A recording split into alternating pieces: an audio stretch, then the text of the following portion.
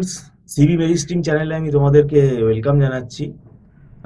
তোমাদের আজকে আমরা যেটা আলোচনা করব সেটা হচ্ছে বিসিএ সেকেন্ড সেম নিয়ে।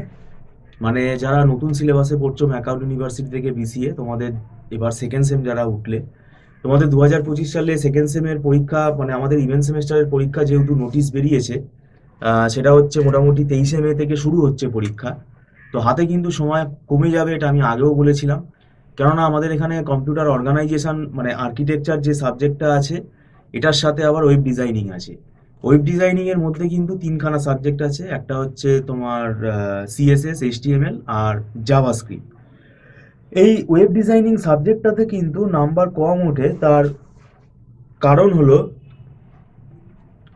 এখানে অনেকে ভাবে আমি তো স্কুলে করেছি এইচটিএমএল সিএসএস, আবার অনেকে ভাবে হ্যাঁ আমি তো এখানে বাড়িতে তো করি, আমি তো ওয়েব ডিজাইন ওয়েবসাইটগুলো বানাই, আমি তাহলে আমি পেরে যাবো। না, এটাতে কিন্তু অসুবিধা হবে, কেননা এটা ইউনিভার্সিটি এক্সামে ওয়েব ডিজাইন লিখে আসা, এটা ইট ইজ ভেরি ডিফিকাল্ট। কেননা আমরা নিজেরা অ্যাডভান্স জাভার যখন পরীক্ষা দিয়েছিলাম এমসিএতে, মানে জে2ই, যেটা সার্ভার প্রোগ্রামিং জাভা, যেটা সার্ভলেট জেএসপির যে পরীক্ষাটা হয়, সেখানে আমাদের ওয়েব ডিজাইন পার্টটাও কোয়েশ্চেনে থাকতো, তো সেটা আমাদের কিন্তু আঁকতে হতো। তো এখানে কিন্তু আঁকার ব্যাপার আছে এবং কোডগুলো লিখতে হবে। এখানে এখানে ওই কপি পেস্ট করে তুমি বাড়িতে করতে পারো, কিন্তু এখানে কিন্তু করা যাবে না। তোমাকে কিন্তু এখানে খাতায় লিখে আসতে হবে, এবং সেখানে কোড যদি ভুল হয়, এখন যেভাবে খাতা দেখা হচ্ছে, তোমার কিন্তু মানে নাম্বার কমে যাওয়ার অনেক চান্স থাকতে পারে। তো সেই জন্য রিস্ক নিয়ে লাভ নেই। এখন যেভাবে পড়তে হবে, যেভাবে তোমরা প্রোগ্রামিং, সি প্রোগ্রামিং, জাভা যেভাবে শিখেছো, এই ওয়েব ডিজাইনটাও সেইভাবে শিখতে হবে। প্রত্যেকটা সিনট্যাক্স ভালোভাবে জানতে হবে, সেগুলোকে অ্যাপ্লাই করতে হবে, তার আউটপুট কি আসছে সেগুলোকে ভালো করে স্টাডি করতে হবে। এবং জাভাস্ক্রিপ্ট এখানে কিন্তু সব থেকে ভাইটাল, এবং জাভাস্ক্রিপ্ট কিন্তু খুব টাফ।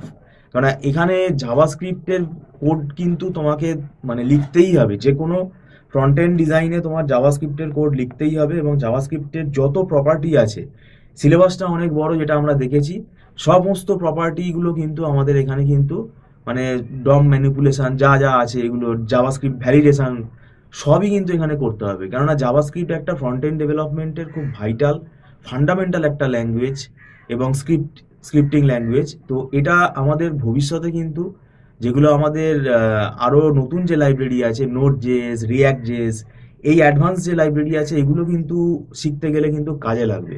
এবং এখনও বিভিন্ন এমএনসি কোম্পানির ইন্টারভিউতে কিন্তু জাভাস্ক্রিপ্ট থেকে করবেই।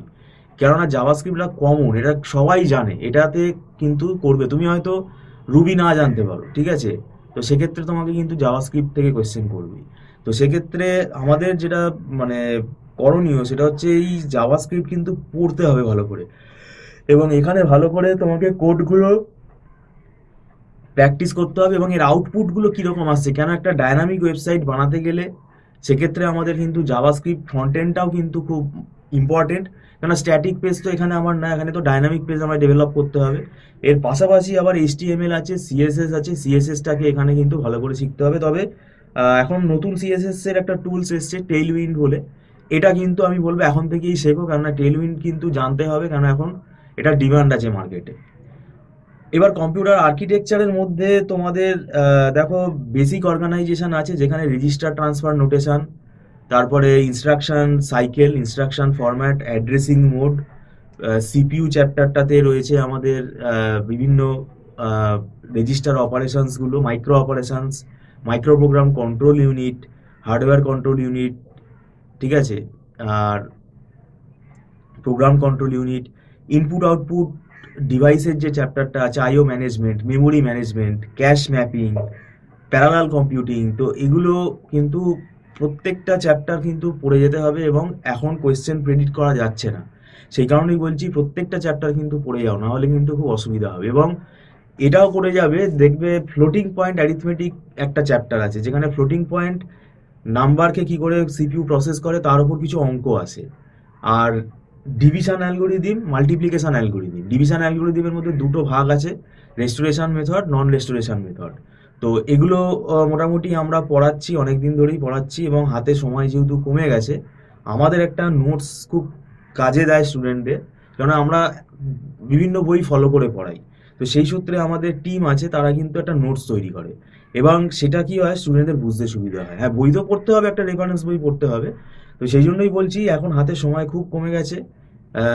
অনেকে পয়সার দিকটা ভাবে যে আমি এটা আমাদের ইনস্টিটিউটে তোমাকে টিউশন নিতে একদমই বলছি না। আমি যেটা বলছি যে মানে তোমাদের যদি কোনো একটা গাইডেন্স দরকার হয়, সেটা তোমরা কিন্তু নিতে পারো। কেননা হতেই পারে কোনো না কোনো টপিক তোমরা বুঝতে পারলে না, কেননা এখন সবই পড়ে যেতে হবে। তা না হলে কিন্তু খুব মানে মুশকিল হবে।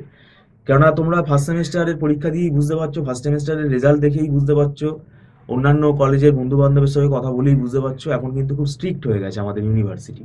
তো সেই জন্য কিন্তু, এবং নাম্বারটা খুব ভালোই উঠছে যদি ভালোভাবে তুমি সেটাকে রিপ্রেজেন্ট করতে পারো, অ্যান্সারটাকে যদি অ্যাকুরেট লিখতে পারো। ভুলভাল লিখলে কিন্তু নাম্বার কেটে দেবে, মানে কাটা যাবে। তো সেটা এখন একটা ব্যাপার আছে, এবং যেটুকু সময় আছে এইটুকু সময় আমি বলবো এটা খুবই কম। এটা আমি একমত, সময়টা খুবই কম, কেননা আরেকটু সময় পেলে ভালো হতো। কিন্তু কিছু করার নেই, এখন থেকে যদি পড়ো আরো ভালো করে, কেননা ফেব্রুয়ারি মাস তো অর্ধেক হয়েই গেল, সময়টা এই জন্যই আরো কমে যাচ্ছে। সেই জন্যই আমি বলছি এখন থেকেই পড়া শুরু করো। কিভাবে কি পড়বে সেগুলো আমি টাইম টু টাইম তোমাদেরকে গাইডেন্স দেই। এবং আজকে আমি আর্কিটেকচার সম্বন্ধে বললাম যে কোন জায়গাগুলো তোমাদেরকে ভালো করে পড়তে হবে। জাভাস্ক্রিপ্টের মধ্যে যেটা করবে, জাভাস্ক্রিপ্টের ভ্যালিডেশন যেটা আছে, জাভাস্ক্রিপ্টের ফর্ম ভ্যালিডেশন খুব ভালো করে করতে হবে। এবং এইচটিএমএল সিএসএস এর সব থেকে যেটা ইম্পর্টেন্ট মাথায় রাখতে হবে, এইচটিএমএল ফর্ম কিভাবে তৈরি করতে হয়, ফর্মের ভেতরে কন্ট্রোলগুলোকে কিভাবে আনতে হয়, এবং মোর দ্যান ওয়ান কন্ট্রোল তৈরি হয়ে গেলে সেটাকে জাভাস্ক্রিপ্টের সাহায্যে লুপিং কনস্ট্রাক্টের মধ্যে দিয়ে সেটাকে কিভাবে ম্যানেজ করতে হয়। তো সেই এগুলো সব আছে, আমি টাইম টু টাইম তোমাদেরকে গাইডেন্স দেবো। আর যদি মনে হয় তোমাদের টিউশন গাইডেন্স দরকার আছে, তোমরা আমাদের সাথে যোগাযোগ করতে পারো। আমাদের অনলাইন ক্লাসটা হয় মান্থলি ফিস সিস্টেমে, কোনো লামসাম টাকা চার্জ করা হয় না, এবং এটা মাসে মাসে অ্যাডভান্স পেমেন্ট করে ক্লাস করতে হয়, এবং এটা নট রিফান্ডেবল। আর খুব ছোট ছোট ব্যাচে ক্লাস হয়, তো এটাতে তোমাদের কোনো অসুবিধা হবে না।